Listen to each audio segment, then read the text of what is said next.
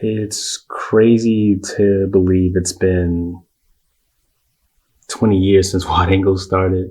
I joined Wide Angle in 2005 when I was a senior in high school. I knew I wanted to make films, but I didn't know what I wanted to make. I didn't know, what was my style. I had made a hodgepodge of really artsy projects, but nothing that I was very confident in showing.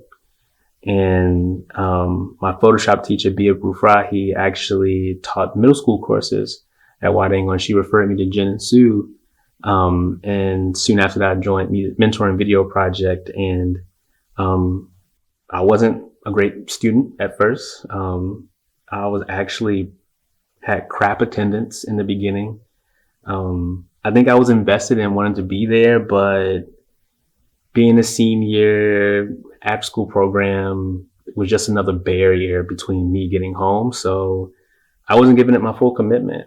But it wasn't until Jen pulled me aside one day and just had a really harsh conversation with me about, what it took to be a filmmaker, and the fact that despite the program was free, my participation isn't, and that I had to really invest myself in order for me to actually get something out of the program. Otherwise, I should probably keep it moving.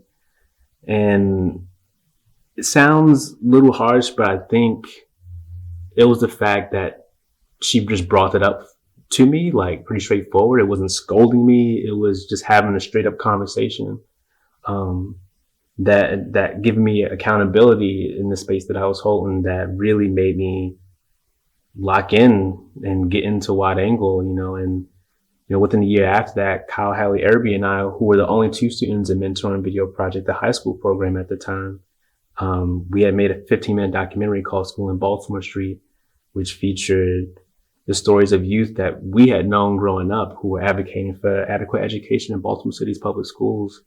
And that experience was the first time that I really felt film connect. We had 15, 16 hours of footage that we had to log and capture ourselves on mini DV tapes, and watching every hour of that footage and narrowing all that down to 15 minutes over the course of, 9 to 10 months was the first time I really felt agency in the art that I made. And the youth are probably one of the most targeted communities of media, but they have no agency in telling their story. They can't vote, and they can't dictate how they're presented on screen hardly. It existed within the confines of models that have unfortunately have been systemically